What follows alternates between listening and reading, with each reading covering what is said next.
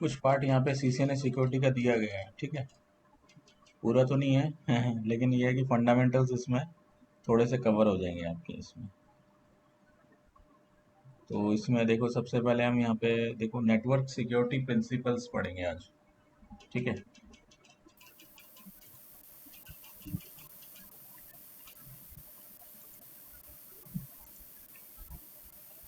देखो सिक्योरिटी में सबसे पहले आता है आपको थ्रेट्स। थ्रेट्स क्या होते हैं हमारे? देखो हमारे पास जो थ्रेट्स होते हैं, जैसे कि नॉर्मली आपने देखा होगा वायरस, वायरस को एक थ्रेट माना गया है, ठीक है। तो नॉर्मली क्या है, नेटवर्क सिक्योरिटी के अंदर दो तरह के आप थ्रेट मान सकते हो, एक है इंटरनल थ्रेट्स और एक है एक्सटर्नल थ्रेट्स, ठीक है। इंटरनल थ्रेट्स का मतलब है कि कोई भी इंटरनल यूजर्स या आपके सिस्टम में कोई अनऑथराइज एक्सेस कर रहा है, ठीक है, नेटवर्क के अंदर ही, ठीक है।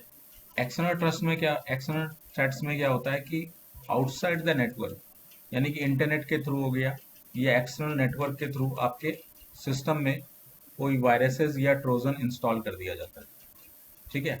या फिर सोशल इंजीनियरिंग के थ्रू जैसे फिशिंग अटैक वगैरह करते हैं, ठीक है, वो सब हो जाता है आपके साथ। या कोई आपके साथ ऑनलाइन फ्रॉड हो जाता है, वो सब एक्सटर्नल थ्रेट्स में आता है, ठीक है। इंटरनल थ्रेट्स में तो क्या होगा, अपने नेटवर्क के अंदर ही अंदर जो है कुछ ना कुछ कोई ना कोई मिसयूज कर लेगा। जैसे हम लोग किसी वाईफाई नेटवर्क में बैठे हैं और आपका सिस्टम कॉम्प्रोमाइज हो जाता है या आपकी कोई की देख लेता है, ठीक है, या आपके सिस्टम में कोई प्रॉब्लम आ जाती है, वो इंटरनली आ रही है, एक्सटर्नल नेटवर्क से कोई मतलब नहीं है उसका, तो वो इंटरनल थ्रेट्स में आ सकता है। जैसे कि कोई पेन ड्राइव से डेटा चोरी कर ले, ठीक है, वो इंटरनल थ्रेट में आएगा। या पेन ड्राइव लगा के आपका जो है डेटा स्कैन कर लिया किसी ने, ठीक है, या कोई अनऑथराइज एक्सेस कर लिया, पासवर्ड तोड़ दिया आपका, तो ये सब इंटरनल थ्रेट्स में आएंगे, ठीक है ना। अब देखो नेटवर्क को जो प्रोटेक्ट हम लोग कर सकते हैं वो इन दोनों तरीके से ही कर सकते हैं, यानी कि इंटरनल यूजर्स इंटरनल थ्रेट से भी बच सकते हैं और एक्सटर्नल से भी बच सकते हैं, ठीक है। तो नॉर्मली क्या है हमारे पास, कोई भी थ्रेट जब आता है तो उसमें देखो साइन ऑन सिम्टम्स आपको नजर आएगा कोई। जैसे कि आप कंप्यूटर लैपटॉप यूज कर रहे हो, ठीक है, और अचानक से आपकी जो स्क्रीन है वो फ्लिकिंग कर रही है, ठीक है, या फिर क्या है, अनवांटेड आपका माउस जो है वो मूव हो रहा है, ठीक है, तो समझ जाना चाहिए आपके सिस्टम में कोई भी अनवांटेड वायरसेस या वॉर्म्स आ चुका है। इसके अलावा जैसे कि कोई कुछ, जैसे वेबसाइट्स वगैरह ऑटोमेटिकली ओपन हो जाना, जैसे आप कोई वेबसाइट खोल रहे हो लेकिन कुछ और खुल रही है वेबसाइट्स, तो इसका मतलब क्या है कि आपके सिस्टम में कोई वायरस आ गया है, ठीक है। या फिर जैसे कि आपका कैप्स लॉक अचानक से ऑन हो जाता है, कोई भी बटन आपका ऑटोमेटिकली प्रेस मतलब हो जाता है, जैसे स्क्रीन के ऊपर जैसे आप कोई नोटपैड ओपन करते हो या कुछ ओपन करते हो या वर्ड ओपन करते हो, तो कोई डॉक्यूमेंट अपने आप से ओपन हो जाए, ठीक है, कोई एप्लीकेशन अपने आप रन हो जाए, या फिर कोई की जो है ऑटोमेटिकली रिपीटेड की आपकी प्रेस रह जाए, ठीक है। तो ये सारे सिम्टम्स हैं जिसके थ्रू आप देख सकते हो कि आपके सिस्टम में कुछ ना कुछ अनवांटेड हुआ है, ठीक है। कभी कभी आपके सिस्टम में ऑटोमेटिकली एक मैसेज आ जाता है एंटीवायरस, आपके सिस्टम में लिखा आ जाता है कि 100 थ्रेट्स फाउंड, और वो स्कैन करना स्टार्ट कर देता है। तो वो भी क्या है, एक तरह का थ्रेट है। वो आपके सिस्टम में वायरस आ गया लेकिन वो एज ए एंटीवायरस की तरह आपको ट्रीट कर रहा है, तो बोला कि आपके सिस्टम में वायरस है, और फिर आपको वो बताएगा भी ये सारे वायरस रिमूव करने के लिए आपको पैसे देने पड़ेंगे। तो इस तरह के आपके ये सब चैलेंजेस आते हैं नेटवर्क में, ठीक है। तो आपको समझ जाना चाहिए कि आपके सिस्टम में कुछ ना कुछ प्रॉब्लम आ चुकी है, ठीक है। इसके अलावा देखो जैसे आप ऑनलाइन जाते हो तो कुछ आपकी वेबसाइट्स होती हैं, तो वेबसाइट्स में आपके कुछ साइड में जो है एड्स वगैरह भी चलते रहते हैं आपके। तो जैसे आप एड्स पे क्लिक करते हो तो कुछ अनवांटेड वेबसाइट्स आपकी ओपन हो जाती है, ठीक है। या फिर आपको क्या है कि कोई भी पॉपअप खुल जाता है आपके सामने, तो लगातार पॉपअप खुलते रहना, ठीक है, ये सब आपके सिस्टम में कुछ ना कुछ अनवांटेड चीज़ें आपकी चल रही होती हैं। ठीक है, कुछ आपके टूल बार ऑटोमेटिकली डाउनलोड हो जाती हैं आपके सिस्टम में।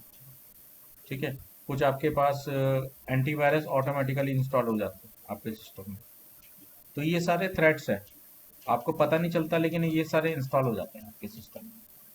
आप कोई सॉफ्टवेयर डाल रहे हो, उसके साथ 2 3 सॉफ्टवेयर ऑटोमेटिकली इंस्टॉल हो जाते हैं, तो वो भी आपके लिए थ्रेट हो गया।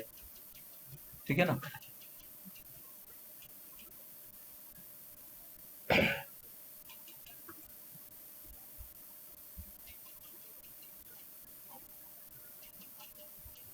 इंटरनल थ्रेड्स, एक्सटर्नल थ्रेड, ये मैंने आपको बता दिया है। देखो अब इसके अलावा देखो आपके पास और भी चीज़ें हैं। जैसे अब देखो सिक्योरिटी में 3 चीज़ें हमारे पास अवेलेबल होती हैं, जिसे हम कहते हैं CIA ट्रायंगल।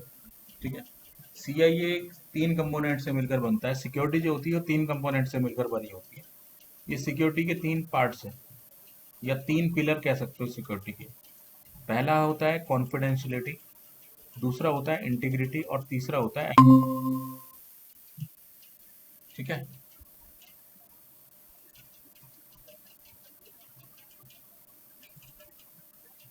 कॉन्फिडेंशियलिटी का मतलब ये होता है कि कोई भी बंदा आपके सिस्टम को अनऑथराइज एक्सेस ना कर सके, और आपका सेंसिटिव डेटा जो है वो एक्सेस ना कर सके। Confidentiality is ensuring that only the authorise person have access the sensitive data. ठीक है, सिर्फ जो ऑथराइज पर्सन है वही आपका डेटा जो है एक्सेस कर सके, ले सके। ठीक है, दूसरी चीज है इंटीग्रिटी। इंटीग्रिटी का मतलब है इट्स नॉट बीइंग चेंजेस और थेफ्ट समवन, और it not may be alter. यानी कि आपका जो डेटा है वो कोई भी चेंज ना कर पाए, या उसे अल्टर ना कर पाए अनऑथराइज। ठीक है ना, उसी चीज को कहते हैं integrity. Ensuring that only the authorise entities can change the sensitive data. अगर आप कोई ओनर हो किसी डेटा के, ठीक है, तो आप ही उसको चेंज कर पाओ, कोई अनऑथराइज एक्सेस करके उसे चेंज ना कर पाए। दैट इज द इंटीग्रिटी, वो इंटीग्रिटी है। अगर कोई ऐसा कर पा रहा है तो उसे कहते हैं इंटीग्रिटी थेफ्ट हो जाना। ठीक है, यानी कि आपके परमिशन के बिना कोई आपका डेटा चेंज ना कर सके या ऑल्टर ना कर सके। That is integrity. और तीसरी चीज होती है अवेलेबिलिटी। अवेलेबिलिटी का मतलब है easily access to your data. Authorise person can easily access your data, and unauthorise person is not able to access the data.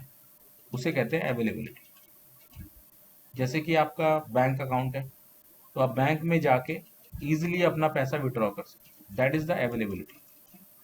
ठीक है, और कोई भी आपका अनऑथराइज एक्सेस ना कर सके, ये भी अवेलेबिलिटी है। यानी कि जो यूजर है उसको इजिली अवेलेबल हो, और अनऑथराइज यूजर्स को अवेलेबल ना हो, वो आपकी अवेलेबिलिटी होती है। तो जो सिक्योरिटी होती है, इसका एक ट्राइंगल होता है। इस सिक्योरिटी का जो ट्राइंगल होता है 3 चीजों से मिलकर बनता है, कॉन्फिडेंशियलिटी, इंटीग्रिटी और अवेलेबिलिटी। अब तीनों का अगर कॉम्बिनेशन गड़बड़ा जाएगा तो आपकी सिक्योरिटी जो होती है वो ब्रीच हो जाती है। ठीक है, इन तीनों में से कुछ भी अगर चेंज होगा, किसी में भी एक में प्रॉब्लम होगी, तो that is breaches of the security. यानी कि सिक्योरिटी ब्रीच हो सकती है उससे। डेटा को आप क्लासिफाइड कर सकते हो। डेटा भी अलग अलग टाइप का डेटा होता है। आपके अलग अलग टाइप का जो डेटा है वो आपकी सेंसिटिविटी लेवल है। ठीक है, तो कंपनीज क्या है, उसे अलग अलग टाइप से ऑर्गेनाइज करती है डेटा को। ठीक है,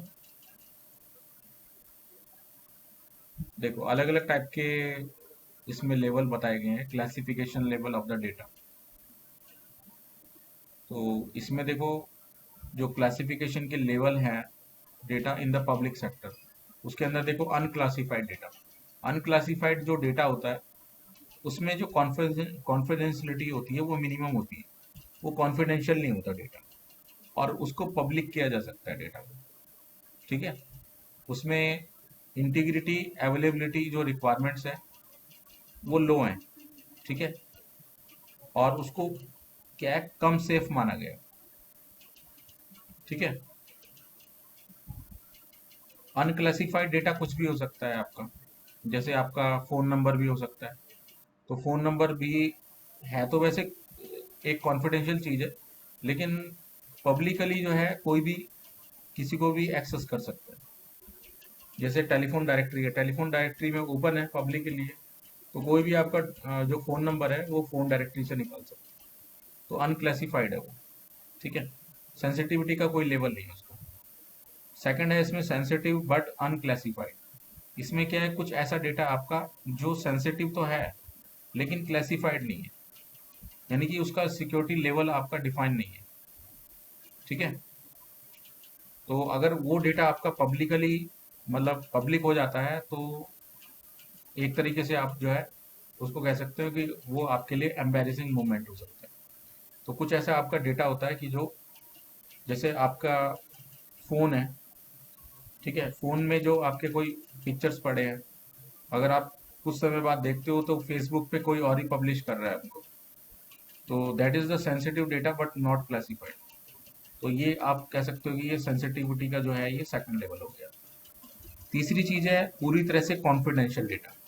कॉन्फिडेंशियल डेटा में आपका आ गया आपके कोई बैंक अकाउंट के इंफॉर्मेशन है जैसे, ठीक है, जैसे कि बैंक अकाउंट का आपका जो अकाउंट नंबर है वो पूरी तरह से कॉन्फिडेंशियल है, और अगर वो पब्लिकली हो जाता है, कोई पब्लिक पब्लिक में उसको पब्लिक कर देता है, तो कोई भी आपके अकाउंट नंबर को जान सकता है, ठीक है, और हो सकता है उसका मिसयूज भी कर सकता है। इसके अलावा देखो होता है एक सीक्रेट। सीक्रेट में आपका जो डेटा है वो आपको ही पता होगा और किसी को पता नहीं होगा, ठीक है।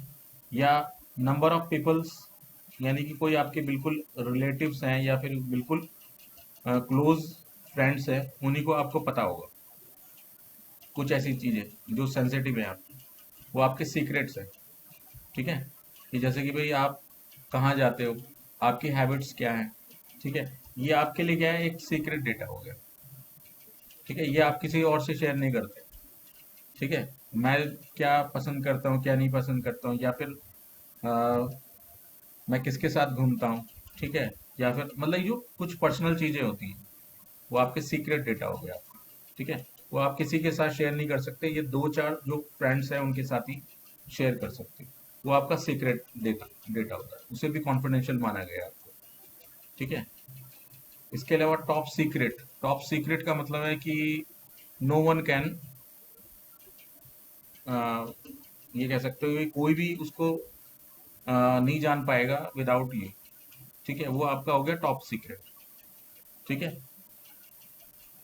टॉप सीक्रेट में बहुत ही ज़्यादा सीक्रेट चीज़ें हो गई आपकी, कोई भी सेंसिटिव ऐसी इंफॉर्मेशन हो गई जो अगर लीक हो जाए तो उसमें आपका बहुत नुकसान हो सकता है, ठीक है। तो कोई भी पर्सनल चीज़ हो सकती है, ठीक है। तो ये सारे क्लासिफिकेशन है डेटा के। Classification criteria, there are the four matrixes determine the level of the data to be classified.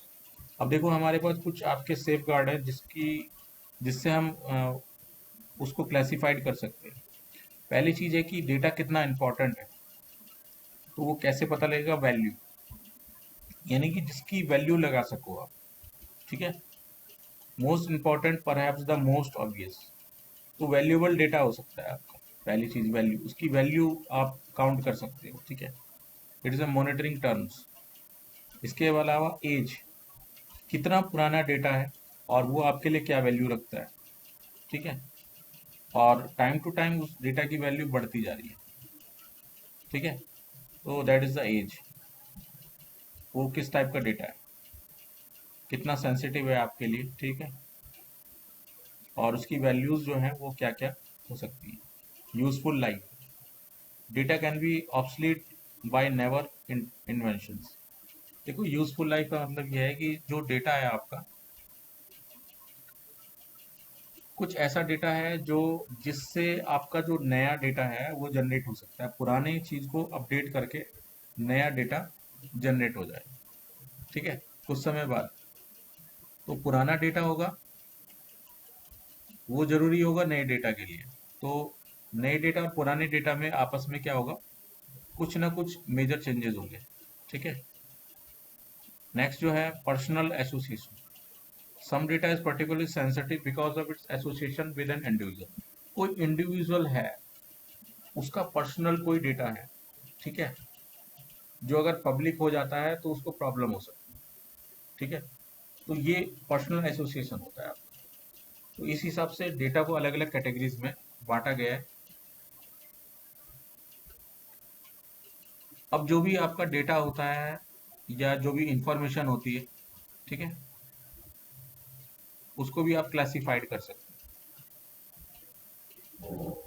जैसे ओनर कौन है, किसकी कस्टडी में वो डेटा रखा गया है, और कौन कौन उसको यूज कर रहे हैं।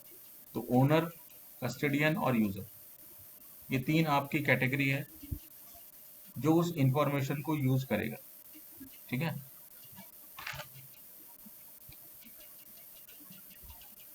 अच्छा, इसके अलावा देखो, एडमिनिस्ट्रेटिव कंट्रोल्स मींस, कहने का मतलब यह है कि हम लोग क्या कर सकते हैं, अपने डेटा को सेफ गार्ड कर सकते हैं। आपका जो भी सेंसिटिव डेटा है, ठीक है, उसको आप सेफ गार्ड कर सकते हो। उसके लिए कुछ यहाँ पे एडमिनिस्ट्रेटिव कंट्रोल्स दिए गए हैं जिनसे कि आप क्या है, अवेयर हो सकते हो। ठीक है, और अपने डेटा को प्रोटेक्ट कर सकते हो। पहला इसमें है सिक्योरिटी अवेयरनेस ट्रेनिंग। किसी भी सेंसिटिव डेटा को बचाने के लिए, प्रोटेक्ट करने के लिए आपको रूल्स एंड रेगुलेशंस सीखने पड़ेंगे। तो वो आपका आता है अवेयरनेस ट्रेनिंग के अंदर। कुछ आपके यहाँ सिक्योरिटी पॉलिसीज और स्टैंडर्ड्स हैं जिनको आप जानोगे। ठीक है, तो डेटा के स्टैंडर्ड्स और पॉलिसीज, इसके अलावा सिक्योरिटी ऑडिट्स और टेस्ट। ठीक है, ऑडिट होते हैं यानी कि उसको टाइम टू टाइम मॉनिटर कर सकते हैं, चेक कर सकते हैं कि इसमें कोई प्रॉब्लम्स तो नहीं हो गई है। ठीक है, और टेस्टिंग कर सकते हैं आप उसकी। Good hiring practice, background checks and employ and contracts. अब देखो यहाँ पे जो भी हायरिंग वगैरह होती है, ठीक है, उसमें बहुत सारी चीज़ें यहाँ पे देख सकते हो आप। तो उसमें कुछ बेस्ट प्रैक्टिसेस है जिनको फॉलो करना पड़ता है। और इसके अलावा बैकग्राउंड चेक होता है, जैसे कंपनी में आप अ, कोई भी एम्प्लॉयज जो होते हैं आपके आते हैं, तो उनका तो पूरा बैकग्राउंड वेरिफिकेशन होता है। ठीक है, या फिर उनका जो कॉन्ट्रैक्ट पीरियड होगा उसके हिसाब से उसको देखना पड़ता है। तो ये सारी चीज़ें हैं जिनको आप क्या है, कंट्रोल कर सकते हो। ठीक है, डेटा को प्रोटेक्ट करने के लिए। टेक्निकल कंट्रोल्स, देखो टेक्निकली आप क्या कर सकते हो डेटा को, ये आपके पास चार तरह की कैटेगरी है जिसमें आप अपने डेटा को, इंफॉर्मेशन सिक्योरिटी को बांट सकते हो। देखो हमारे पास देखो, जो जो भी सेंसिटिव इंफॉर्मेशन होती है वो होता है इन्फोसेक का पार्ट, यानी कि इंफॉर्मेशन सिक्योरिटी का पार्ट होता है। ठीक है, तो हमारे पास जैसे नेटवर्क डिवाइसेस हैं, तो नेटवर्क डिवाइसेस जो है डेटा को प्रोटेक्ट करने के लिए, जैसे फायरवॉल्स है। फायरवॉल्स होती हैं आपकी, इंटरनेट से जो भी आपका पैकेट आ रहा है या फिर जा रहा है, इनकमिंग या आउटगोइंग पैकेट हो रहा है, उसको वहाँ पे क्या करेगा, कंट्रोल करेगा कि भी कौन सा डेटा इनपुट आए, कौन सा नहीं आए। ठीक है, कौन सा एक्सेस हो, कौन सा नहीं हो। तो वहाँ पे पोर्ट्स वगैरह बाइंड करना, ठीक है, ईसीएल वगैरह अप्लाई करना, ये सारे काम फायरवॉल्स में होते हैं। या किसी किसी पर्टिकुलर एप्लीकेशन को अलाउ करना है, नहीं करना है। ठीक है, ये सारे फायरवॉल्स के अंदर होता है। आईपीएस, आईपीएस होता है इंट्रूजन प्रिवेंशन सिस्टम। ठीक है, आईपीएस क्या करता है, ऑटोमेटिकली आपको प्रोटेक्ट करता है। अगर कोई अटैक हो जाता है या थ्रेट्स जो है आपके सिस्टम में आ जाता है, तो उससे ऑटोमेटिकली क्या है, प्रिवेंट करेगा। ठीक है, उसमें कुछ रूल्स एंड रेगुलेशंस है जो ऑटोमेटिकली अप्लाई हो जाएंगे, और आप उस अटैक से क्या है, बच जाओगे, रिकवर हो जाओगे। ठीक है, आईपीएस के थ्रू। तो ये भी फायरवॉल्स के अंदर आप यूज कर सकते हैं आईपीएस मॉड्यूल्स। ठीक है, इसके अलावा वीपीएन सर्वर यूज कर सकते हो। वीपीएन क्या होता है, वर्चुअल प्राइवेट नेटवर्क। इसमें क्या है कि access your network over the internet, अपनी लैन को आप ओवर द इंटरनेट एक्सेस कर सकते हो। तो इसके लिए क्या है, एक सिक्योरिटी मैकेनिज्म हम लोग यूज करते हैं जिसको कहते हैं टनल। यानी कि जो भी आपका डेटा होता है वो सर्वर और क्लाइंट के बीच में एक टनल से होकर गुजरता है। यानी कि your data is passes through the tunnel over the internet. अब ऐसा क्यों होता है, टनल से क्यों गुजरता है डेटा आपका? वो इसलिए जाता है क्योंकि इंटरनेट जो है वो सिक्योर नहीं है हमारा। तो कोई भी आपके सिस्टम में एंटर कर सके। ठीक है, आपके सिस्टम में कोई भी एंटर कर जाएगा तो क्या होगा, आपका जो भी सेंसिटिव डेटा है वो एक्सेस हो जाएगा।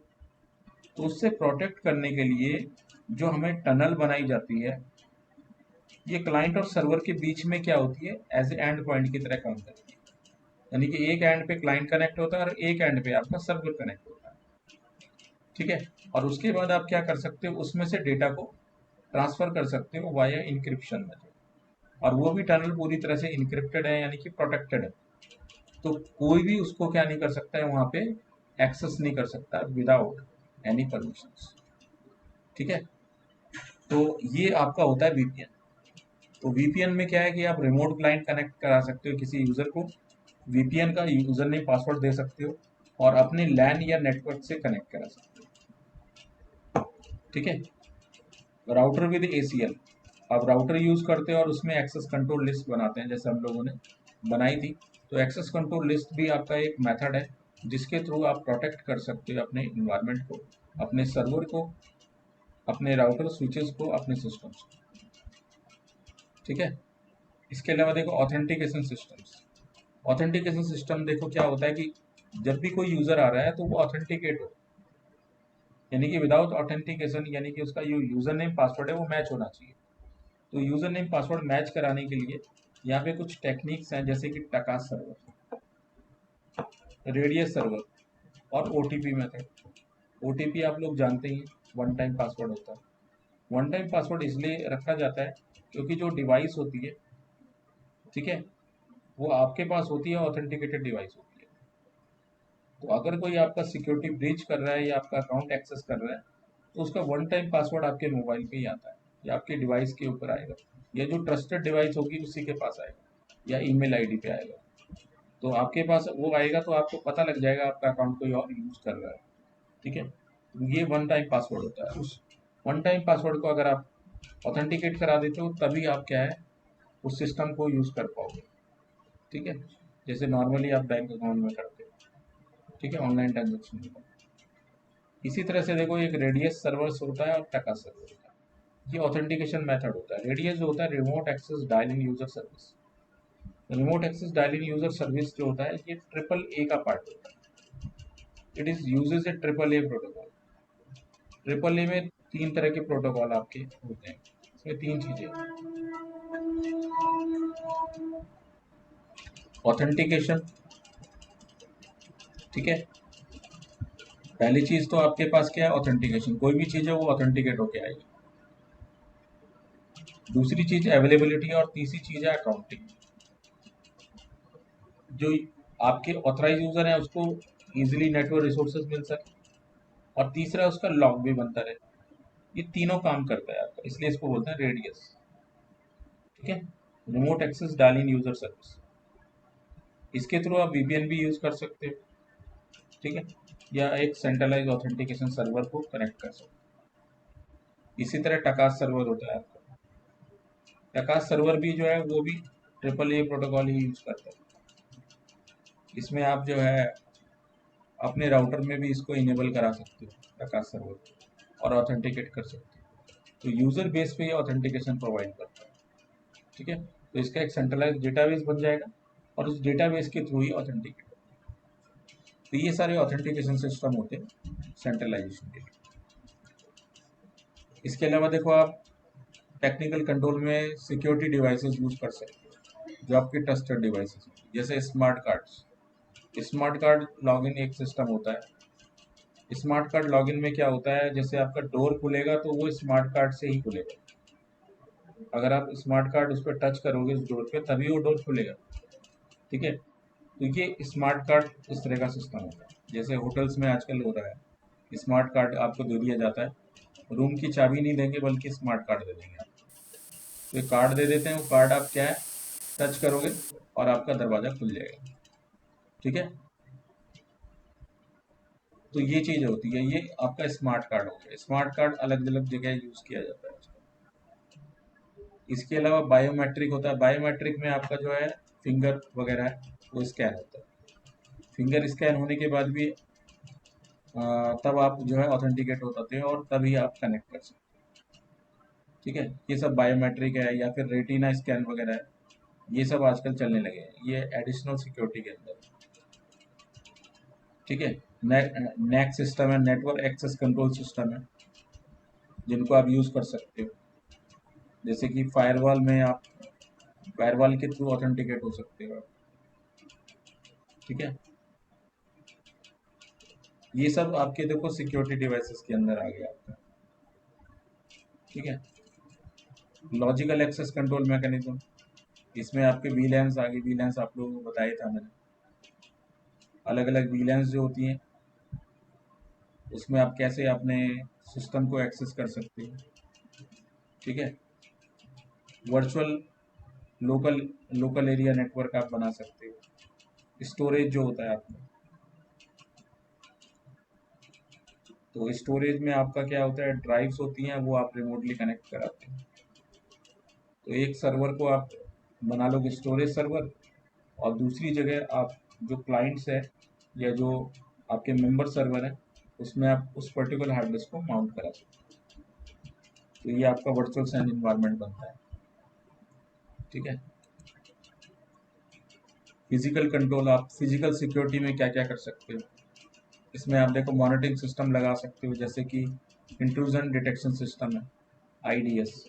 इंट्रूजन डिटेक्शन सिस्टम में क्या होता है कि जब भी कोई थ्रेट होता है या कोई आपके सिस्टम पे अटैक करेगा, तो आपका जो सिस्टम है वो ये पता लगा लेगा कि अटैक कहाँ से हुआ और किसने इस अटैक को किया है और उसकी क्या सिग्नेचर्स है। तो इसमें क्या होता है कि कुछ एल्गोरिदम्स होते हैं जो ऑटोमेटिकली काम करते हैं और आपको अलार्म या अलर्ट कर देते हैं कि आपको सिस्टम में अटैक हुआ। तो ये अलर्टिंग सिस्टम के अंदर आता है। ठीक है। ये अलर्ट कर देगा आपको जब भी कोई अटैक हो। फिजिकल सिक्योरिटी डिवाइसेस यूज कर सकते हैं आप, जैसे कि लॉक लॉक यूज करना। ठीक है। लॉक्स में जैसे सर्वर्स आपने लगाए हैं, तो सर्वर में भी क्या होता है, लॉक्स लगे होते हैं, तो उसमें भी आपके की सिस्टम होता है, तो की लगा के आप उसको लॉक कर सकते हैं। तो सर्वर में कोई भी आप हार्ड डिस्क तभी निकाल सकते हो जब आपका लॉक खुला होगा।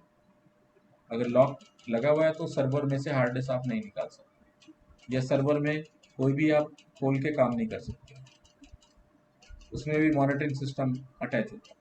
अगर कोई सर्वर का कैबिनेट खोलेगा, ठीक है, तो सर्वर में ऑटोमेटिकली अलार्म आ जाता है कि भाई इसका जो चैसिस है वो खुला हुआ है, और वो बीप करना स्टार्ट कर देगा। तो इस तरह के आपके कुछ ऐसे सिस्टम होते हैं जो आप यूज कर सकते हैं। ठीक है। कुछ आपके रैक्स वगैरह हैं जिनमें आप अपने सर्वर्स को माउंट कर सकते हो और लॉक लगा सकते हो। ठीक है। आप अपने लैपटॉप में भी लॉक सिस्टम या चेन सिस्टम लगा सकते हो, और लैपटॉप में एक लॉक लगाने का ऑप्शन होता है। ठीक है। जिससे कि कोई भी इसे उठा के ना ले जाए, तो आप उसको चेन से बांध सकते हो लैपटॉप को। हर लैपटॉप में एक लॉक आता है। ठीक है। छोटा सा एक गोल वो बना होता है, उसमें आप लॉक इंसर्ट कर दोगे तो आपका जो है लैपटॉप को ही उठा के नहीं ले जा सकता। ठीक है। आपके डेस्क में लैपटॉप को ही गायब ना कर दें, उसके लिए होता है। ठीक है। इन्वायरमेंटल कंट्रोल, जैसे पावर सप्लाई है आपकी, यूपीएस सिस्टम आप यूज़ कर सकते हो। फायर सप्रेशन सिस्टम यूज़ कर सकते हो। फायर कंट्रोल वाले अलार्म सिस्टम होते हैं, तो उनको आप यूज़ कर सकते हो। ये इन्वायरमेंटल कंट्रोल्स है आपके। ठीक है। जैसे कोई भाई कोई आग लग जाती है या कोई स्मोक होता है, तो उसके अलार्म सिस्टम लगे होते हैं, तो जैसे ही स्मोक होगा कुछ होगा तो अलार्म अलर्ट कर देगा। ठीक है। पॉजिटिव एयर फ्लो सिस्टम्स, अगर आपके सिस्टम में जो है, आपके रूम के अंदर जो एयर फ्लो है वो डिस्टर्ब हो रहा है, जैसे अधिकतर सर्वर रूम में इस तरह के सिस्टम लगे होते हैं, अगर वहाँ पे एयर फ्लो मेंटेन नहीं है तो अलार्म बीप होना स्टार्ट हो जाता है। या टेम्परेचर हाई है, ठीक है, ह्यूमिडिटी बढ़ जाती है, तो वो अलर्ट कर देता है। तो ये सारे सिस्टम आपके लगाए जाते हैं। ये physical control system. Types of control, आप कैसे अपने डेटा को बचाओगे, कैसे कंट्रोल करोगे, तो उसके लिए तीन तरह की चीज़ें हैं। एक तो होती है preventive method, preventive method controls the preventive access. तो प्रिवेंटिव मेंटेनेंस के अंदर ये आता है। प्रिवेंटिव मेंटेनेंस में हो गया भाई कि भाई सिस्टम में कोई भी अनऑथराइज जो चीजें हो रही हैं उनसे प्रोटेक्ट करने के लिए कुछ पहले से ही आपने कुछ प्रिवेंटिव मेथड्स लगा रखे हैं। ठीक है, जैसे कि एंटीवायरस इंस्टॉल कर दिया आपने। अब एंटीवायरस क्यों करा है इंस्टॉल? आप ये तो इंतजार नहीं करोगे कि वायरस आएगा उसके बाद ही एंटीवायरस इंस्टॉल करोगे।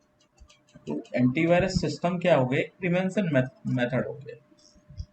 ठीक है ना, ये एक प्रिवेंशन मेथड हो गया जिससे कि भाई इससे प्रिवेंट कर सके, जब वायरस आए तो हम उसे प्रोटेक्ट कर सकें। इसी तरह से बैकअप प्रोविजन जो होता है वो भी प्रिवेंटिव मेंटेनेंस के अंदर आता है। अगर हम टाइम टू टाइम बैकअप नहीं लें किसी भी सिस्टम का और हमारा डेटा अचानक से क्रैश हो जाए तो फिर क्या होगा? तो बैकअप से हम उसको रिस्टोर कर सकते हैं। तो ये भी प्रिवेंटिव मेथड में आ गया आपका। ठीक है, इसके अलावा deterrent method control that deter access, यानी कि आप किसी चीज को डिस्करेज करोगे, कोई भी आप गलत काम करने के लिए डिस्करेज कर रहे हो किसी को, तो दैट इज द डिटरेंट। ठीक है, कोई भी अनऑथराइज एक्सेस ना करे तो उसके लिए डिटरेंट मेथड होता है। जैसे कि रोटेशन शिफ्ट में काम करवाना एम्प्लॉयज। रोटेशन शिफ्ट क्या होती है? जैसे कि भाई आपने कहा कि भाई एक शिफ्ट चलेगी 8 बजे से लेके 12 बजे तक और दूसरी शिफ्ट चलेगी 1 बजे से लेकर 5 बजे तक और तीसरी शिफ्ट चलेगी 6 बजे से लेकर रात के 10 11 बजे। तो इस तरह से अलग अलग शिफ्ट में एम्प्लॉयज काम करेंगे जिससे कि वो करंट सिस्टम को कॉम्प्रोमाइज नहीं कर सकते। ठीक है, अगर एक ही शिफ्ट चलती रहेगी और उसमें वो टाइम टू टाइम जो एम्प्लॉयज है रोटेट नहीं होंगे तो करंट सिस्टम को जान पाएंगे, पूरी तरह से जान लेंगे वो, और वो उसको कॉम्प्रोमाइज भी कर सकते हैं। ठीक है, इसलिए रोटेशन शिफ्ट में काम कराया जाता है। जो अच्छी कंपनी होती है वो इस तरह की मेथड यूज करती है जिससे कि वो ये ना पता लगा सके कि एक्चुअल में काम चलता क्या है, ये कंपनी में आखिर काम होता क्या है। तो आधों को यही नहीं पता होता क्या काम कर रही है कंपनी। ठीक है, लेकिन आप उसे काम करवा लेते हैं, लेकिन ये नहीं पता लगता आप कर क्या रहे हो। ठीक है, तो ये आपका डिटरेंट मेथड होता है। ठीक है, इसके अलावा सेफ गार्ड लगा देना, किसी भी चीज़ के लिए लॉक लगा देना। ठीक है, और कुछ ऐसे सिस्टम आप यूज करेंगे जिससे कि कोई गलत काम करे ही ना। ठीक है, ये आपके डेटा को ब्रीच ना कर पाए। जैसे कि पेन ड्राइव डिसेबल करके रखना, तो कोई पेन ड्राइव तो तभी लगाएगा जब वहाँ एक्सेस होगी। तो पेन ड्राइव भी आपने डिसेबल करवा रखी है, पोर्ट ही डिसेबल करवा रखे हैं, तो कोई एक्सेस क्या करेगा? ये सब डिटरेंट मेथड है। ठीक है, उतनी फैसिलिटी कोई दे ही मत जिससे कोई अनऑथराइज काम कर पाए। ठीक है, इसके अलावा डिटेक्टिव मेथड है। डिटेक्टिव मेथड में क्या है कि भाई कुछ ऐसी चीज़ें हैं जो आपको डिटेक्ट करेंगी। ठीक है, जैसे कि आ, कुछ कैमराज इस तरह के लगाए जाते हैं, जैसे लाइट विजन कैमरा है। जैसे लाइट विजन कैमरा इसलिए लगाया जाता है जैसे कि भाई कोई ऐसी जगह पे है जहाँ पे अंधेरा हो गया है बिल्कुल, और उस जगह ब्रीच हो रहा है सिस्टम, कोई भी वहाँ पे कोई निकल रहा है, कोई जा रहा है आ रहा है, तो उसको वो मॉनिटर कर सकते हैं। इसके अलावा जैसे कि आ, आप कुछ काम कर रहे हो तो आपका सिस्टम रिकॉर्डिंग पर रहेगा, तो आपके सिस्टम में जो भी आप कुछ काम कर रहे हो उसकी ऑटोमेटिकली मूवी बन जाएगी। ठीक है, तो आप कोई गलत काम कर ही नहीं सकते। ठीक है, तो ये सब डिटेक्टिव मेथड में आता है। अगर कोई आप अनऑथराइज काम कर भी रहे हो तो उसका लॉग बन जाएगा। ठीक है, तो ये सब डिटेक्टिव मेथड है, और फिर ऑडिटिंग के थ्रू भी आप उसको देख सकते हो सारी चीज़ें। Computer crime complications,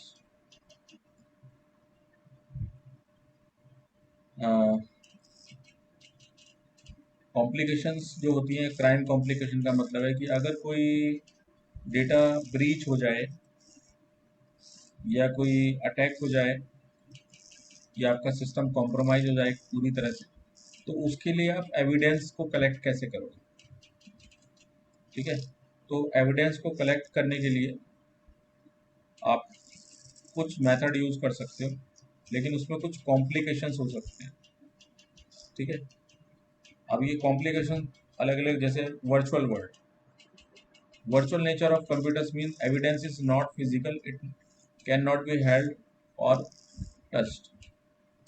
virtual world का मतलब ये होता है कि जो भी आपका डेटा है वो क्लाउड के ऊपर स्टोर है।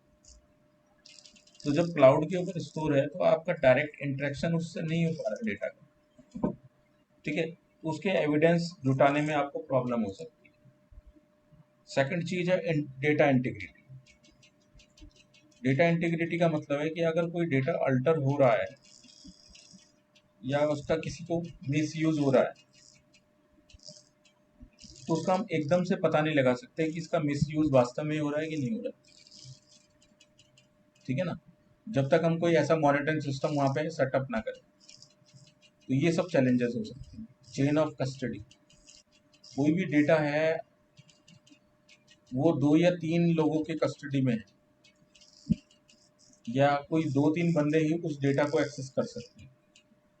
ठीक है, तो जब आप ये देखोगे उसका मिस यूज हो रहा है, तो आप ये नहीं पता लगा सकते कि किस बंदे ने किस टाइम लॉगिन करके ये काम किया है। हो सकता है बंदे ने लॉगिन किसी दूसरे के नाम से कर लिया हो और उसको पासवर्ड पता हो वो चीज। ठीक है, तो ये पता लगाना भी एकदम से मुश्किल हो जाता है कभी। ठीक है, तो इसके लिए पूरा फॉरेंसिक जो होती है इन्वेस्टिगेशन होती है, और उसके बाद ही जो है पता लग जाता है कि ये क्राइम एक्चुअली किया किसने। ठीक है,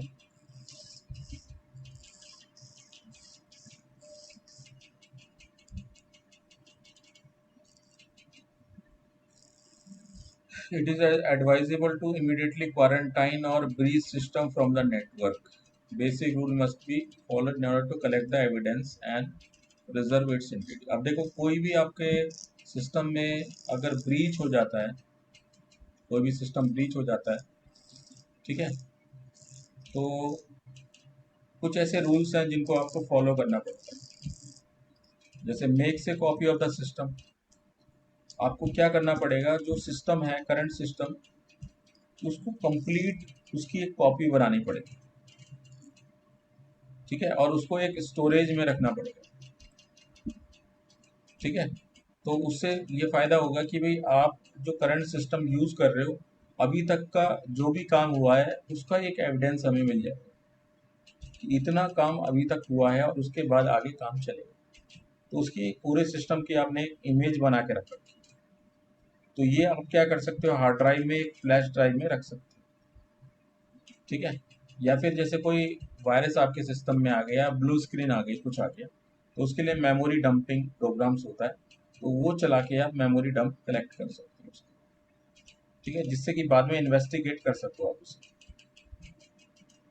सेकंड है फोटोग्राफी, आप उसमें आप कर सकते हो सिस्टम की। फोटोग्राफी से फायदा ये होगा कि भाई करंट सिस्टम अगर ब्रीच हुआ है या उसका किसी ने लॉक खोला है, लॉक तोड़ा है, तो वो पता लग जाएगा वहाँ पे। ठीक है ना, तो इस तरह से आप उसको क्या है, प्रिवेंट कर सकते हो। हैंडल द एविडेंस केयरफुली, और उसके बाद क्या कर सकते हो, उस एविडेंस को एक से ज़्यादा पर्सन्स की कस्टडी में प्रिजर्व कर सकते हो। तो ये पूरा जो प्रोसीजर है आपका डेटा ब्रीच से प्रिवेंट करने के लिए। इसके अलावा देखो यहाँ पे कुछ रूल्स एंड रेगुलेशन, ये लॉ होते हैं आपके, जो अलग अलग कंट्रीज फॉलो करती हैं। ठीक है, तो जो लॉ होते हैं वो 3 तरह के लॉ होते हैं। हर कंट्री के अंदर जो है 3 तरह के लॉ चलते हैं। एक तो होता है क्रिमिनल क्रिमिनल लॉ। अगर आपने इंफॉर्मेशन सिक्योरिटी के अंदर कुछ ऐसा काम कर दिया, साइबर क्राइम कर दिए, ठीक है, तो उसमें क्रिमिनल ऑफेंस होता है। क्रिमिनल ऑफेंस में आपको इम्प्रिजनमेंट लगा दिया जाएगा या कुछ ऐसी पेनल्टी लगा दी जाएगी कोर्ट के थ्रू। ठीक है, तो वो आपका क्रिमिनल ऑफेंस हो जाएगा। सेकंड आपका होता है सिविल। सिविल में क्या होगा आपका, इसमें देखो आपको कुछ ऐसी पेनल्टी लगाई जाएगी, या इसमें सिविल कोर्ट होता है, जिसमें आप अपने जो है बता सकते हो कि भाई इस बंदे ने क्या क्या चीज़ें गलत की हैं और क्रिमिनल एक्टिविटी क्या क्या की है, जिसके हिसाब से उसको जो है उस लॉ के अगेंस्ट जो है शूट किया जाएगा। ठीक है। इसके अलावा एडमिनिस्ट्रेटिव लॉ होते हैं कुछ आपके। एडमिनिस्ट्रेटिव लॉ लॉ जो होते हैं उसमें आपके कुछ आपके आईएसओ या आपके कुछ ऐसी जो सिक्योरिटी एजेंसीज हैं वो उन रूल्स एंड रेगुलेशंस के भी आप पे जो है वो कार्रवाई करती है। ठीक है।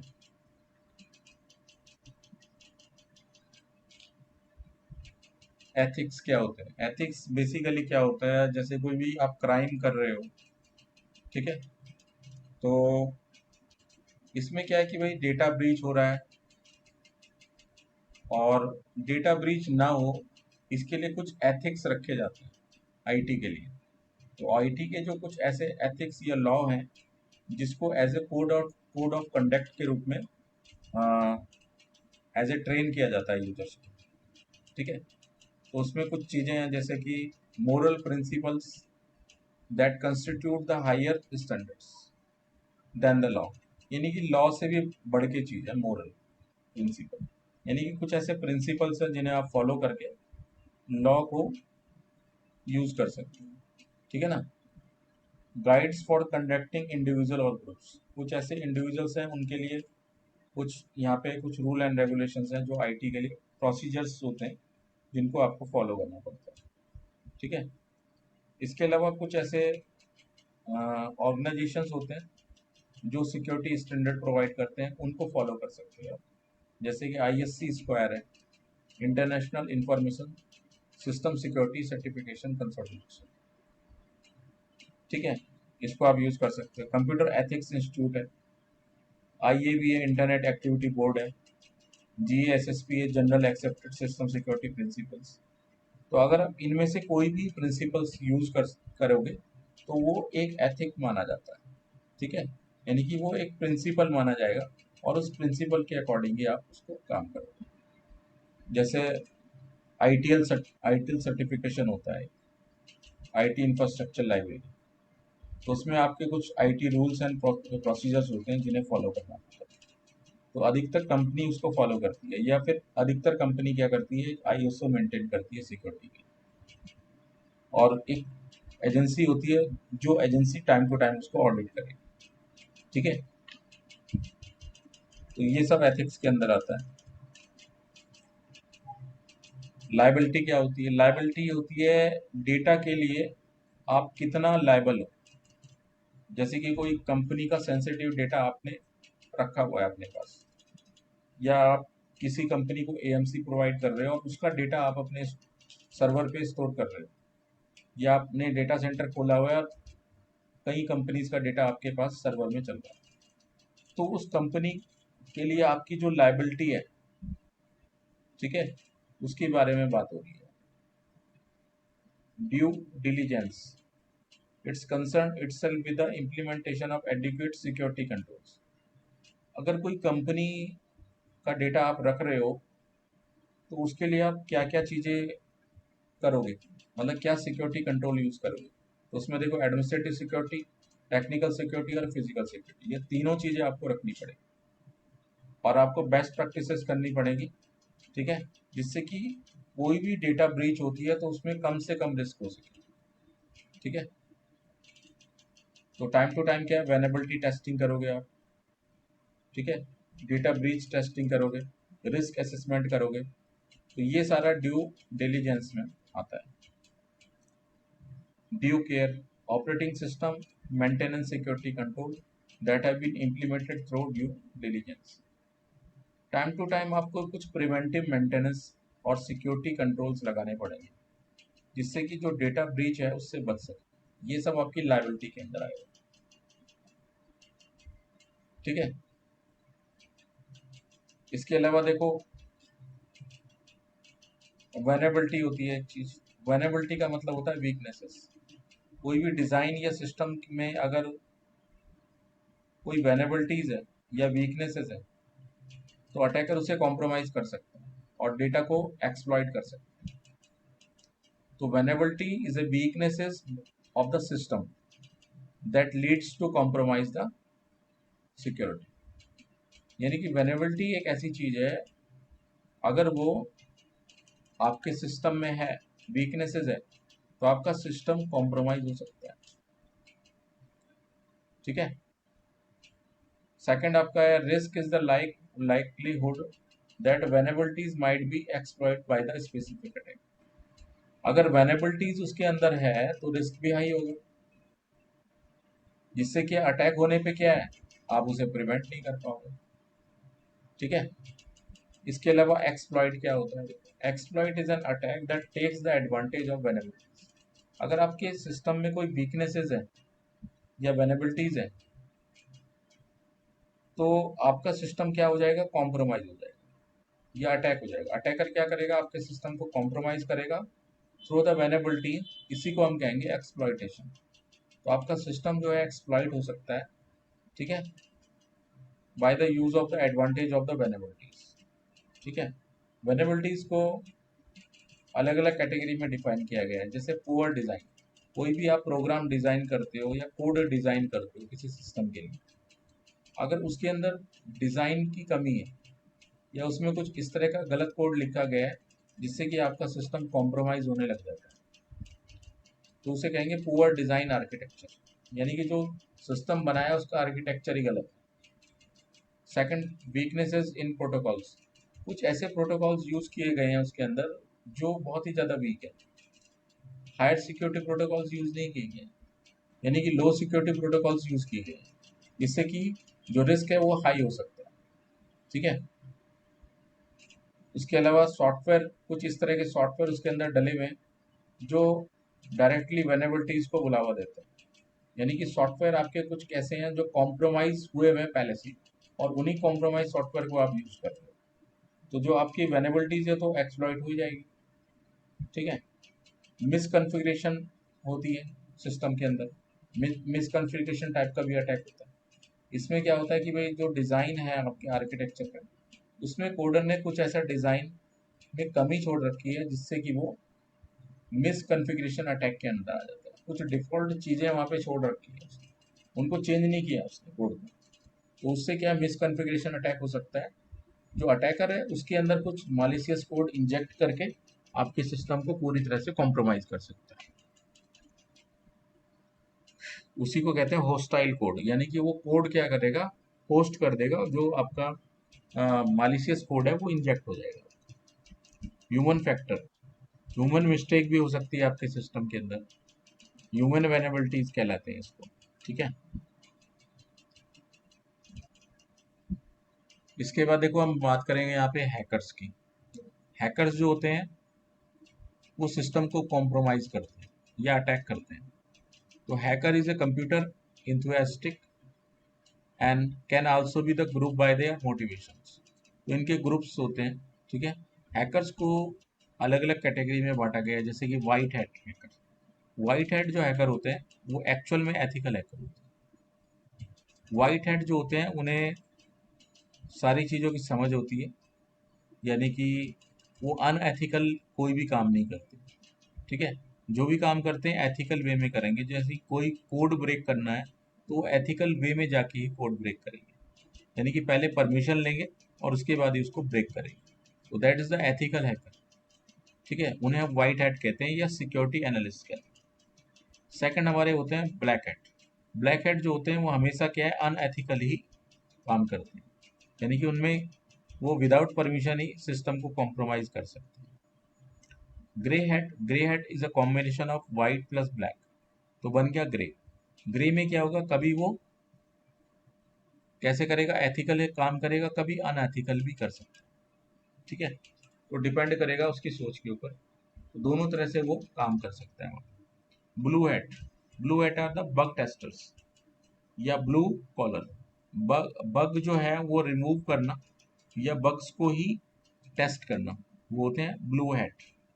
यानी कि जो टेस्टर्स होते हैं, क्यूए एनालिस्ट, क्वालिटी एनालिस्ट, ठीक है, क्यूए एनालिस्ट, ये सब आपके ब्लू हैट के अंदर है।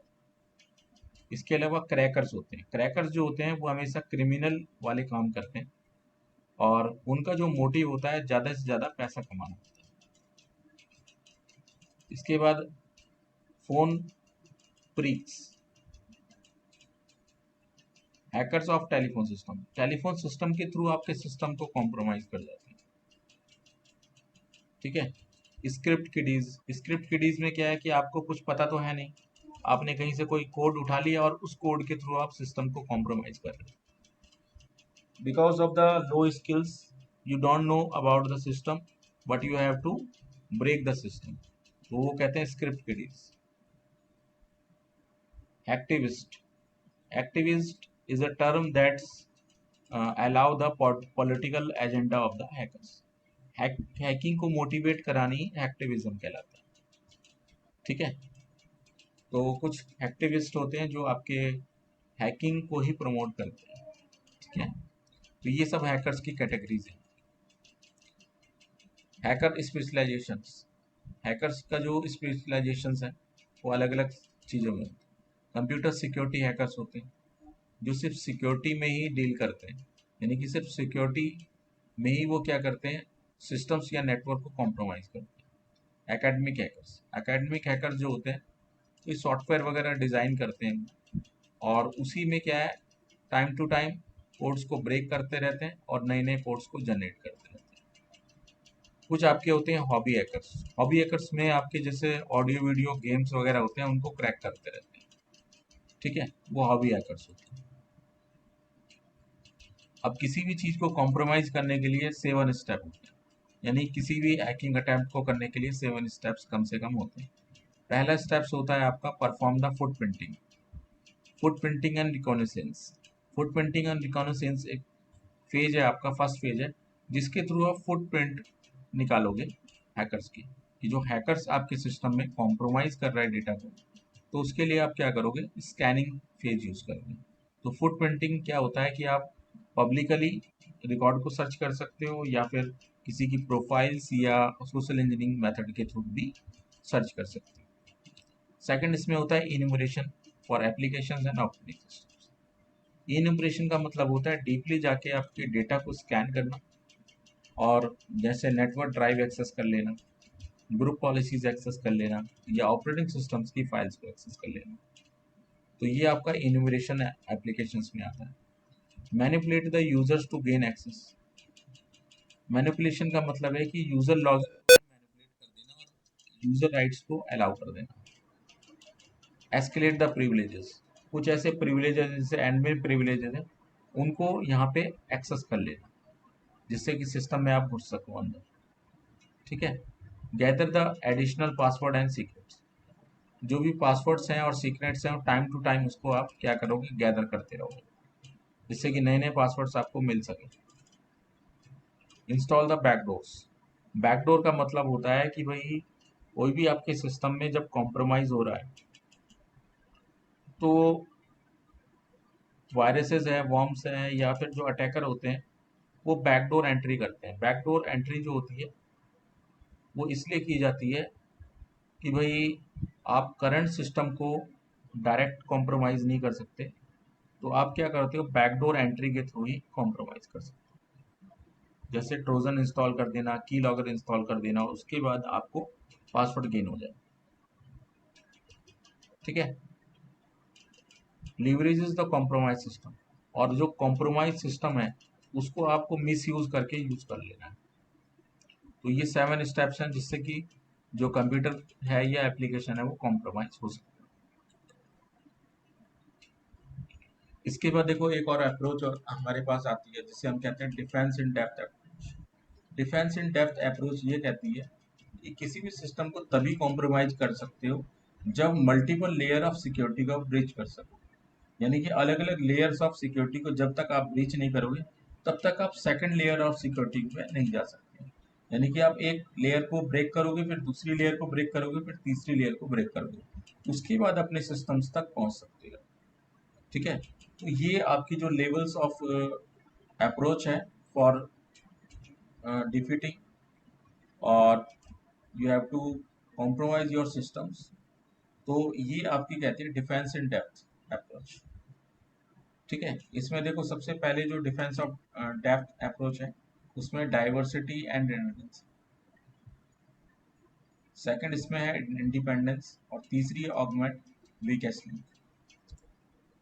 तो यहाँ पे देखो क्या होता है कि जो आप सिक्योरिटी मैकेनिज्म यूज कर रहे हो, ठीक है, उसमें डाइवर्सिटी होनी चाहिए या रिडंडेंसी भी होनी चाहिए, ठीक है, या कुछ आपके ऐसे मैकेनिज्म है जिनको आप यूज कर सकते हो यहाँ पे, ठीक है। इंडिपेंडेंट, आप जो सिस्टम्स जो भी यूज करें उसमें अलग अलग सिस्टम में जो सिक्योरिटी मैकेनिज्म है वो डिफरेंट डिफरेंट हो, यानी कि एक सिस्टम दूसरे सिस्टम को यहाँ पे मॉडिफिकेशन न कर पाए, ठीक है, तो वो इंडिपेंडेंटली वर्क करे। और तीसरी चीज है आर्गुमेंट या weakest link. Single point of failure can be avoided. कोई भी सिंगल पॉइंट ऑफ फेलियर अगर आपका हो जाता है तो दूसरे जो लेवल ऑफ सिक्योरिटी है वो आपको बचाएगी। तो ये मल्टी लेयर आर्किटेक्चर होता है। तो एक लेयर आपकी कमजोर है तो दूसरी लेयर पे पहुंच जाएगा हैकर, दूसरी लेयर भी कॉम्प्रोमाइज होगी तो फिर तीसरी लेयर है, अगर तीसरी लेयर भी कॉम्प्रोमाइज है तब सिस्टम कॉम्प्रोमाइज। तो ये multiple level layer of security वो अप्लाई होती है, ठीक है ना। तो इसमें ये सारी चीज़ें आप यूज़ कर सकते हो, आईडीएस आईपीएस है, ठीक है, हनी पॉट्स वगैरह यूज़ कर सकते हो। और क्रेडेंशियल एंड की मैनेजमेंट कर सकते हो, इसमें आप क्रेडेंशियल स्टोर कर सकते हो एक डेटाबेस बना के, और वहाँ पे की को स्टोर कर सकते हो, पब्लिक और प्राइवेट की को, ठीक है। तो ये सारी जो अप्रोच है ये डिफेंस इन डेप्थ अप्रोच के अंदर आती है, ठीक है। इसके बाद देखो डिफरेंट टाइप के अटैक के बारे में डिस्कस करेंगे। IP spoofing attack. IP spoofing का मतलब ये होता है कि आपका आईपी एड्रेस कोई और ही यूज कर रहा है, ठीक है। तो आईपी स्पूफिंग में क्या होगा, आपका आईपी एड्रेस है उसकी जगह कोई दूसरी चीज आप यूज कर सकते हैं, यानी कि किसी का आईपी उठा के आप यूज कर रहे हो, मैक एड्रेस उठा के यूज कर रहे हो, ये सब है। तो मैक स्पूफिंग हो गया, आईपी आईपी स्पूफिंग में आईपी यूज करोगे किसी का, मैक स्पूफिंग में मैक यूज करोगे, ठीक है। तो इसमें और भी चीजें कर सकते हो, जैसे गेन रूट एक्सेस ले सकते हो, जैसे लिनक्स में आपका होता है एडमिनिस्ट्रेटिव जो होता है वो रूट एक्सेस होता है, तो रूट एक्सेस ले लेना। Inject the erroneous data into existing conversion, तो उसमें एरर का जो डेटा है वो इंजेक्ट कर देना। Fool other devices in order to divert packets to the hackers.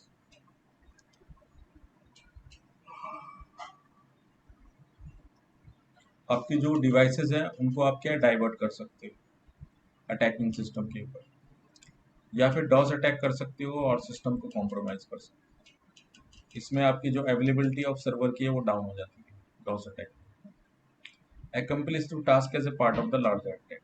आप बड़ा अटैक करना चाहते हो तो उसमें बहुत सारे छोटे छोटे अटैक मिलके काम कर सकते हैं, ठीक है। इसके अलावा देखो M I T M attack होता है। एम आई टी एम जो अटैक है इसे कहते हैं man in the middle attack. Man in the middle attack जो है वो बेसिकली क्या है कि अगर आपके सिस्टम को कोई कॉम्प्रोमाइज कर लेता है, आपकी जो कीज हैं उसको स्टील कर लेता है या चेंज कर देता है, ठीक है, तो वो आपके सिस्टम में एक्सेस कर सकता है डायरेक्ट, ठीक है। Man in the middle attack का मतलब ये है कि सर्वर और क्लाइंट दो हैं, उसके बीच में कोई कॉम्प्रोमाइज कर रहा है आपके सिस्टम को, that's called the man in the middle. DoS attack में क्या है कि आपके जैसे फ्लडिंग अटैक होता है, सिंक फ्लड अटैक करते हैं आप, ठीक है, तो वो डॉस अटैक की कैटेगरी में आता है। एक होता है डीडॉस। डीडॉस में क्या होता है, कई सारे लोग मिलके अटैक करते हैं तो इसलिए उसको बोलते हैं डिस्ट्रीब्यूटेड डॉस अटैक। तो इसमें लगातार सिस्टम्स को कॉम्प्रोमाइज किया जाता है और उसके बाद जाके एक फर्दर अटैक किया जाता है हाईएस्ट लेवल का, जिसे कहते हैं डीडॉस, ठीक है, डिस्ट्रीब्यूटेड डॉस।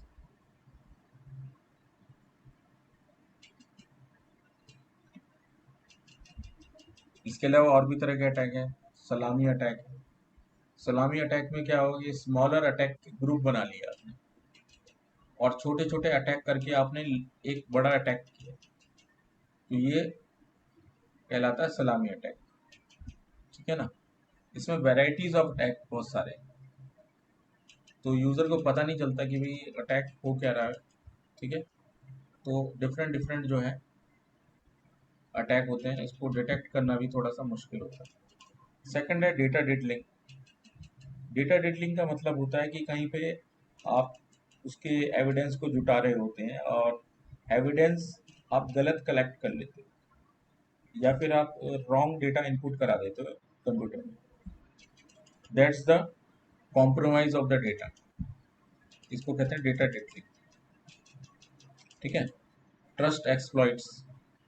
अटैकर जो है एक रिलेशनशिप बना लेता है नेटवर्क के अंदर। ठीक है, और एक ट्रस्ट उसको मिल जाता है। ठीक है, अब उस ट्रस्ट को यूज करके आपके सिस्टम को एक्सप्लॉइट करता है। ठीक है, तो इसमें इस तरह का आता है जैसे पोर्ट रीडायरेक्शन लगा देना, पोर्ट मिररिंग कर लेना, इस टाइप के ये अटैक होते हैं। पासवर्ड अटैक होता है। पासवर्ड अटैक में आपका पासवर्ड ही कॉम्प्रोमाइज हो जाता है। आपका पासवर्ड इतना वीक है तो कोई भी कॉम्प्रोमाइज कर रहा है। ठीक है, तो वायरस है, वॉर्म्स है, ट्रोजन है, ठीक है, की लॉकर्स है। तो ये सारे होते हैं जो इसमें आपके पासवर्ड्स को स्निफ कर सकते हैं। ठीक है, या ब्रूट फोर्स मेथड होते हैं, क्विक एंड ट्रायल मेथड होते हैं जिनके थ्रू आप अपने पासवर्ड्स को देख सकते हैं। ठीक है, इसके अलावा देखो बॉटनेट होती है टर्म एक। बॉटनेट का मतलब होता है डिस्ट्रीब्यूटेड डॉस अटैक करना। बॉटनेट का मतलब होता है ग्रुप ऑफ आपके जो हैं अटैकर्स, या आपके जो मालिशियस जो हैं सर्वर्स वो तैयार हो गए हैं, और वो सारे मालिशियस सर्वर एक दूसरे पे अटैक कर रहे हैं। ठीक है, यानी कि एक से ज़्यादा जब लोग एक सिस्टम पे अटैक करते हैं तो उनकी जो पावर होती है वो ज़्यादा होती है। तो इसमें पावर का खेल है, पावर जब ज़्यादा होती है तो वो बन जाते हैं बॉटनेट। ठीक है, और फिर वो करंट सिस्टम को कॉम्प्रोमाइज कर सकते हैं, यानी इनके पास मेमोरी पावर ज़्यादा है। ठीक है, ICMP flooding attack. ICMP flooding attack एक टाइप का अटैक है जिसमें क्या होता है, आईसीएमपी पैकेट्स, फोर्स पैकेट आप सेंड करते हो किसी सिस्टम में। ठीक है, तो आपके जो पिंग पैकेट्स होते हैं उनके थ्रू ही ये काम करता है आईसीएमपी फ्लडिंग। फ्लडिंग जो होता है वो रुकता नहीं है, यानी कि एक स्विच के पास गया, दूसरे स्विच के पास गया, और लगातार चलता रहता है आईसीएमपी फ्लड। ठीक है, इससे प्रिवेंशन का कोई डायरेक्ट मेथड नहीं है। ठीक है, इसके अलावा डॉस अटैक है। डॉस अटैक मैंने आपको बता ही दिया, डिनाइल ऑफ सर्विस अटैक होता है। ठीक है, डिनाइल ऑफ सर्विस अटैक में क्या हो कि अटैकर आपके ऊपर अटैक करता है और उसको पूरी तरह से इन्फेक्ट कर देता है। अब वो फिर फर्दर इन्फेक्ट करेगा, तो इस तरीके से क्या होगा कि वो बहुत सारे जो डेटा है और सिंक है वो ज़्यादा बना लेगा। ठीक है, और वो लगातार उसको सिंक करता रहेगा, तो एक टाइम ऐसा आएगा, ठीक है ना, कि आपका जो सिस्टम है वो पूरी तरह से क्या है, हैंग हो जाएगा। ठीक है, अब इसमें क्या है कि लगातार सिंक पैकेट भेज रहा है। ठीक है, अब क्या है कि सर्वर इतना बिजी हो जाएगा कि जो लेजिटिमेट यूजर्स हैं वो कनेक्ट नहीं हो पाएंगे, तो उनके लिए वो डिनाइल ऑफ सर्विस अटैक हो जाता है। ठीक है, और भी फैक्टर हैं आपके जो अटैक्स में पार्ट कर सकते हैं, जैसे कि एक्सेस पावर। ठीक है, spikes and surges, complete power outage हो जाए, पावर लेवल रिड्यूस हो जाए। ठीक है, ये इलेक्ट्रिकल सोर्सेस ऑफ एनर्जी को यूज करके जो है अटैक हो जाए। कुछ इन्वायरमेंटल फैक्टर होते हैं जिनको यूज करके भी अटैक होते हैं, जैसे टेम्परेचर हाई हो जाना, वेंटिलेशन ना होना, ह्यूमिडिटी बढ़ जाना। ठीक है,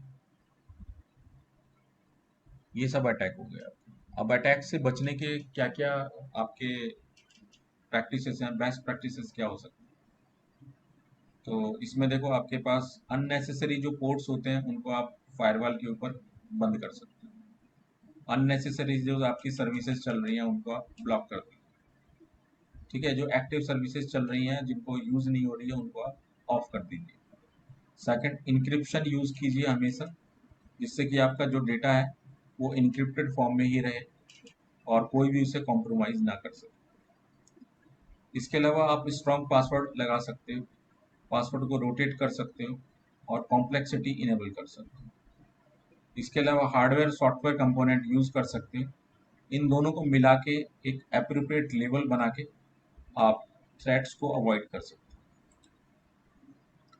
फिजिकल कंट्रोल में आपका देखो, फिजिकल एक्सेस और इन्वायरमेंटल फैक्टर ये दोनों आ जाते हैं। ठीक है, तो ये सारी चीजें जो आपके सिक्योरिटी के अंदर फंडामेंटल यहीं पे खत्म होता है। ठीक है।